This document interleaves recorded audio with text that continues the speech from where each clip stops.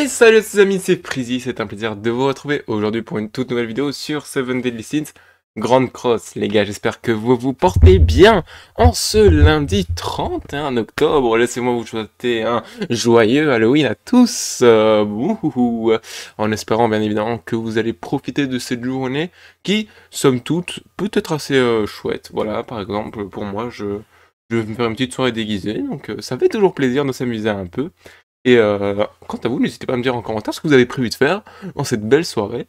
Et si vous n'avez rien prévu de faire, bah, c'est pas grave les gars, ça reste une journée comme une autre.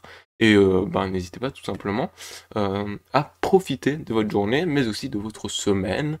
Je vous souhaite bien évidemment une bonne semaine à tous. Profitez de vos vacances si vous êtes en vacances, profitez de vos proches, donnez-vous à fond dans vos projets si vous avez des projets. Et puis voilà, comme en chaque début de semaine, j'ai envie de vous dire, je vous souhaite tout simplement une agréable semaine.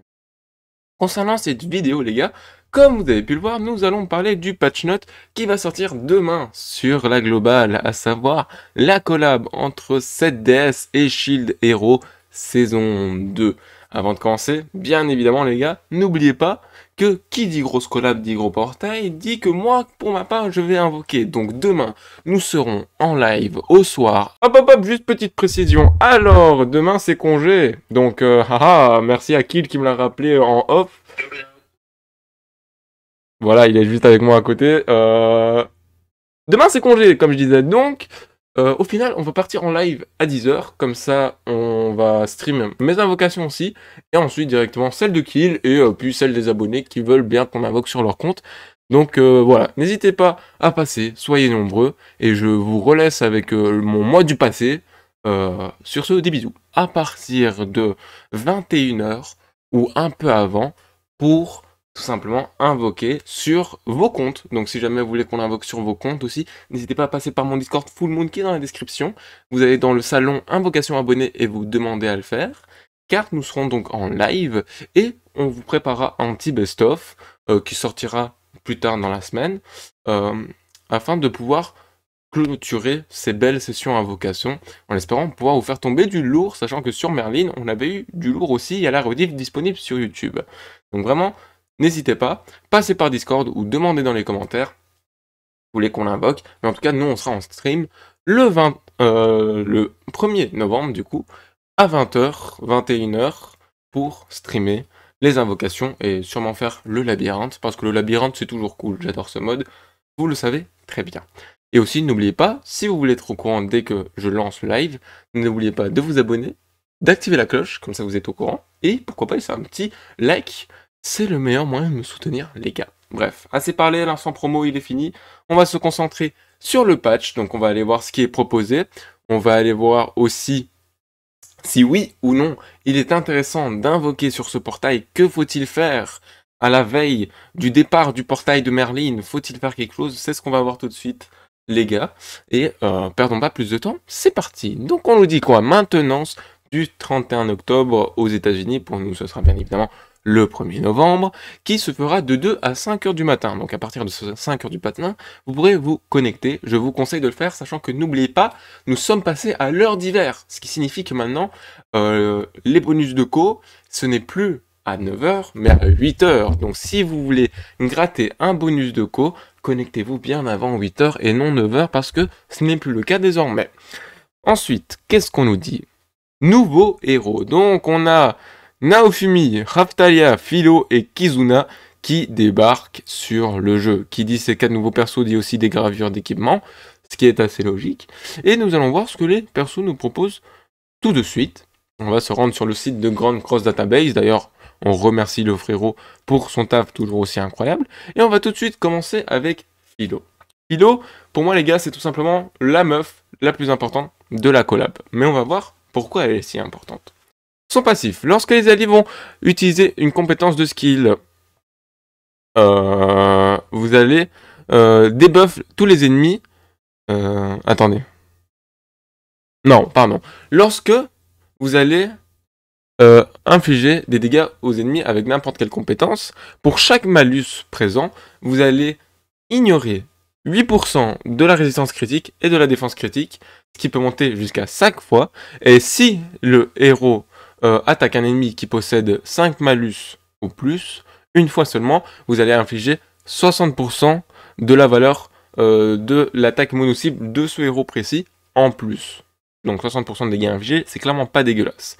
Et ça tape très très fort, vu qu'elle va ignorer 8 x 5% de la résistance critique et de la défense critique, 40%, ça tape très très fort. Surtout lorsqu'on voit sa compétence numéro 1 qui était une carte faiblesse. Donc elle va infliger 90% d'attaque à tous les ennemis, sauf que faiblesse, c'est s'il y a un malus rouge en face, vous allez multiplier vos dégâts par 3. Ce qui, mine de rien, est pas dégueulasse, on va pas se mentir, c'est très très puissant, c'est même le meilleur skill, et vous avez compris, ce perso est juste incroyablement broken avec la nouvelle Merlin Fest. Concernant son skill numéro 2, il n'est pas à négliger parce que c'est un skill qui va tout simplement stun à la Elisabeth. Donc vous allez supprimer les postures sur le niveau 2 et stun pendant un tour, et au niveau 3 c'est stun pendant 2 tours. Concernant sa spé, elle va réduire les PV de 5% pendant 2 tours et va infliger des dégâts égaux à 630% de l'attaque à un ennemi. Donc elle a l'aspect de Zelris a priori, sauf que c'est mono-cible. Et le multiplicateur augmente de 5 à 25%. Et à partir du moment où vous l'avez SP5, le debuff de PV ne dure plus 2 tours mais 3 tours. Donc Philo est juste incroyable. Ensuite, on enchaîne avec Naofumi. Naofumi, le Frémo, qu'est-ce qu'il nous propose? D'ailleurs, j'ai oublié de préciser, mais vu que c'est des persos collabs, elle a bien évidemment une relique sacrée. Et la relique sacrée, c'est pour chaque debuff sur les ennemis, elle va venir augmenter ses stats d'attaque, donc ses stats offensives, de 3% jusque 15 fois, soit 45% total, ce qui est juste surpuissant, on va pas se mentir. Concernant Naofumi, Naofumi, le frérot, c'est lorsque le perso va utiliser une posture au début du combat, vous allez venir augmenter vos stats de base des alliés de 30% par rapport à la stat défensive du héros, ce qui est très très fort, parce que vous allez voir, le perso est fait pour être full def. Lorsque le héros va subir des dégâts par des compétences ennemies, il va s'appliquer un bonus gris de sorte de colère, bref, c'est un bonus spécial pour lui, jusque 6 fois maximum. Et pour chaque bonus attribué à celui-ci, le héros va venir augmenter ses dégâts infligés de 35% pour son AOE. Rien que ça. 35%, voici les gars, c'est 200% en fait, hein, c'est un peu plus de 200%, ce qui est juste super fort une fois que le perso a pris 5 attaques. D'ailleurs, vous allez voir, c'est très facile de choper 5 attaques. Pourquoi? Parce que le héros a une posture qui provoque, qui augmente ses stats défensives de 30% pendant un tour, qui supprime tous les debuffs, et vous ne pouvez avoir qu'un seul debuff sur le héros lorsqu'il est sous posture. C'est extrêmement puissant. Son skill numéro 2 va infliger des dégâts à hauteur de 110% de la défense à tous les ennemis, et va appliquer l'effet de Curse. Et l'effet de Curse, c'est que si l'adversaire qui a ce malus n'attaque pas durant son tour, il va se faire appliquer un scellement durant 2 tours. Ce qui, mine de rien, est pas dégueulasse, vu que ça permet de contrer tous les petits Reinhardt qui s'amusent à Ult Rush. Concernant sa relique sacrée, elle n'est pas des moindres, parce que lorsque le héros va mourir, il va récupérer ses PV à hauteur de 350% de sa défense une fois. Donc il a littéralement un revive intégré. Concernant sa spé, c'est une spé mono-cible qui va réduire toutes les stats de l'ennemi de 5% pendant 2 tours et qui va infliger des dégâts de Worth. Donc pour chaque bonus que lui il a, par rapport à ses bonus spéciaux, vous allez infliger 5% de dégâts supplémentaires, et lorsque vous l'avez spé max, c'est 30%, mais on va pas se mentir, spé 1, ça fait le taf. Ensuite, on enchaîne pas avec la serette Raphtalia. Raphtalia, quant à elle, qu'est-ce qu'elle nous propose? Au début du combat, si tous les alliés présents sont de même couleur que elle, elle va venir augmenter leur PV à hauteur de 300% de sa défense à elle. Et lorsqu'un allié va utiliser... Attendez. My bad. Elle va venir augmenter tout simplement les PV à hauteur de 300% de sa défense au début du combat pour tous les alliés. Et si tous les alliés sont de couleur bleue, elle va venir réduire les dégâts subis de 30%, ce qui est surpuissant, on va pas se mentir. Concernant son skill numéro 1, c'est une attaque de déluge, Donc c'est très très bien, une carte très puissante. Et son skill numéro 2, c'est une carte de triple chance de crit qui est tout aussi utile sur le perso. Concernant sa spé, elle va venir augmenter ses stats, c'est l'aspect de Meliodas Formasso, ou plutôt de Galan. C'est-à-dire qu'elle va venir augmenter ses stats de base de 50% pendant 3 tours. Elle va venir infliger des dégâts égaux à 320% de l'attaque, à 320% de la défense, vu que c'est un perso qui saura jouer sur la défense, sur tous les ennemis. Donc c'est un peu l'aspect de Meliodas Formasso, du coup, vu que c'est sur tout le monde. Sauf que elle s'est calée sur sa valeur défensive, qui est logique lorsqu'on voit sa valeur défensive, hein, les gars, on va pas se mentir. Concernant sa relique sacrée, c'est lorsqu'un allié utilise une posture, vous allez venir augmenter les dégâts infligés par les alliés de 40%, ce qui, vous aurez compris, ce perso est fait pour matcher avec Naofumi. Et pour finir, le perso qui sera donné gratuitement, Kizuna, en PvE, donc seulement en démon ou en PvE, mais pas en bête démoniaque, pas en PvP, elle va venir rank up ses propres cartes lorsqu'elle utilise une compétence, et elle va supprimer tous les debuffs sur tous les alliés lorsqu'elle fait ceci. Concernant ses attaques, elle a une attaque de perfo qui tape sur tout le monde, ce qui est très fort, et son buff, c'est le même buff qu'Arthur, tout simplement, ce qui est assez sympathique, sachant qu'elle peut venir augmenter ses propres cartes. C'est un perso d'ailleurs qui peut être joué en démon original si vous n'avez pas Diane Summer, et on en fera bien évidemment un showcase. Concernant sa relique c'est lorsque le perso a rank up ses cartes, elle va tout simplement venir augmenter les stats offensives des alliés de 30% pendant 2 tours. Et c'est pour ça qu'elle est très intéressante sur les démons originels. Concernant cet aspect, elle va venir... c'est l'aspect de Diane Summer, tout simplement. Elle va venir augmenter les dégâts infligés de 7% pendant 2 tours sur tous les alliés. Elle va infliger des dégâts égaux à 400% de l'attaque sur tous les ennemis. Ce qui est un perso assez sympathique d'un point de vue free-to-play, vu qu'il permet aux joueurs free-to-play qui n'ont pas Diane de pouvoir farmer, quant à eux aussi, leur démon original assez facilement. Maintenant, concernant la gueule du portail, le portail, franchement, il est pas dégueu. On retrouve du Freyr, on retrouve de la Megelda, on retrouve les très très bons persos, on retrouve les 3 vieux archanges, Ludeciel, Sariel, Tarmiel Bleu. Donc, faut-il invoquer maintenant, les gars? Faut partir d'un seul principe.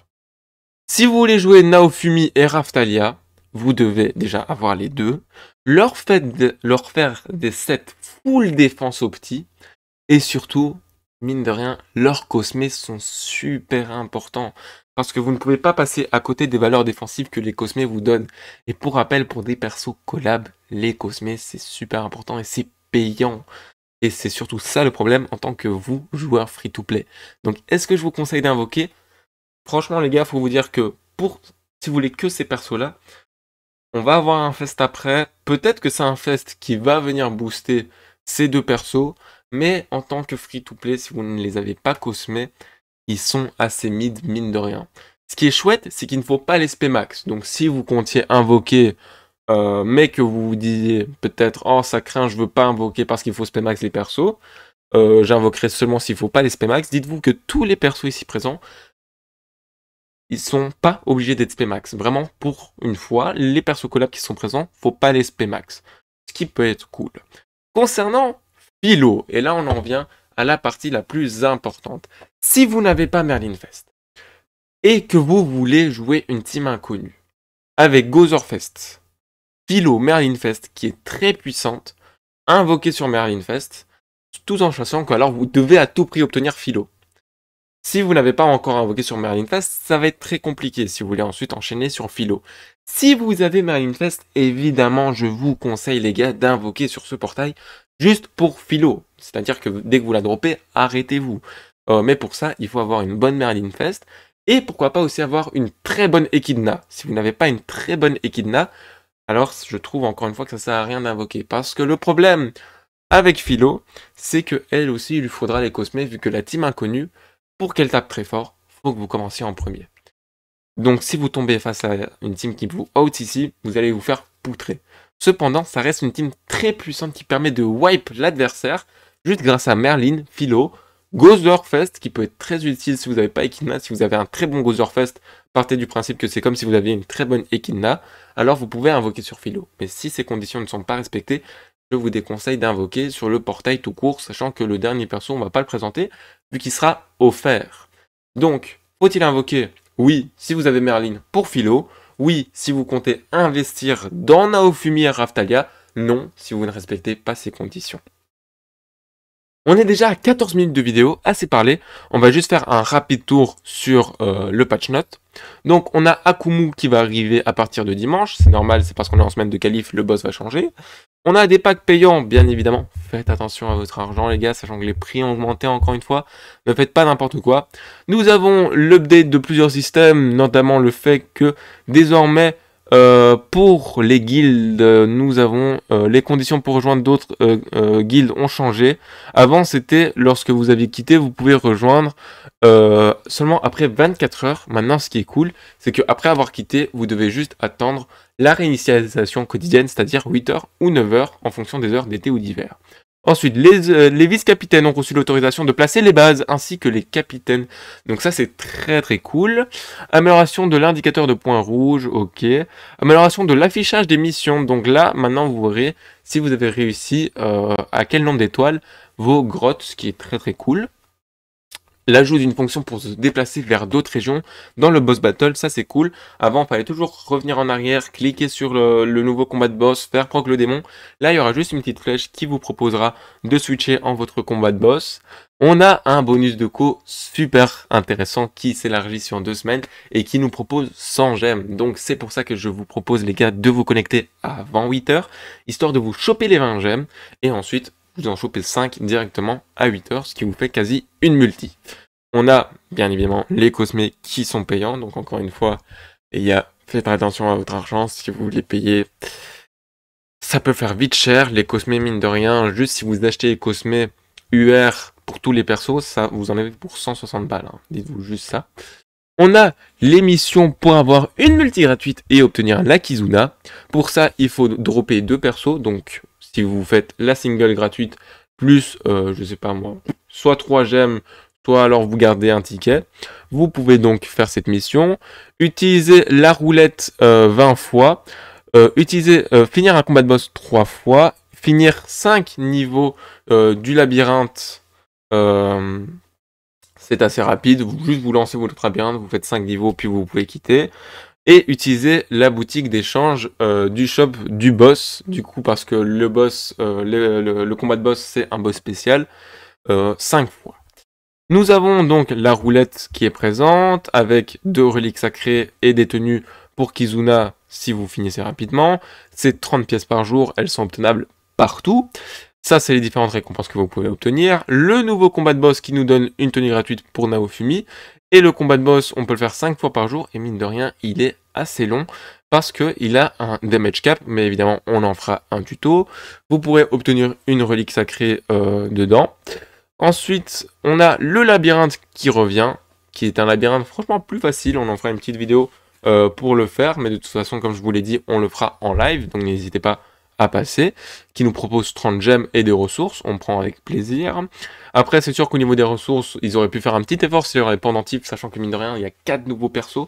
Donc au niveau des pendentifs, on va pas se mentir, ça fait mal au cul, même Marble, sur ce coup-là, vous aurez pu faire un petit effort, parce que je pense qu'il y a seulement une petite dizaine de pendentifs à tout péter, à récupérer. On a l'échange de king qui fait plaisir, parce qu'on peut échanger nos cubes, ce qui fait beaucoup d'enclumes, beaucoup de pierres bleues, ça fait plaisir. Aussi des médailles de super éveil, on prend. Et ensuite, on a les fameux trucs de super réussite, ultra réussite, réduction d'ACT, comme à chaque célébration. Il y a ça littéralement tout le temps, donc autant qu'ils le mettent de manière permanente, ce serait bien plus simple. On a le nouveau Hawk Pass avec la tenue de Tonard, on prend, ça fait plaisir pour les loups. Et pour la suite, on a juste un événement de Fort Solgalès. Donc, il n'y a pas de mode histoire, c'est clair, mais celui-ci a été remplacé par un mode labyrinthe. Il y a 30 gemmes, on prend. Un petit mode histoire en plus, ça aurait quand même fait plaisir. Des persos qui peuvent être skippés, mais qui ne doivent pas être spé max si vous comptez invoquer.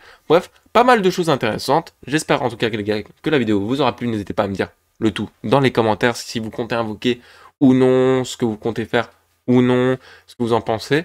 Et en tout cas, je vous souhaite une très bonne semaine. Encore une fois, c'était Freezy pour vous servir. à dans de prochaines vidéos. Tchuss!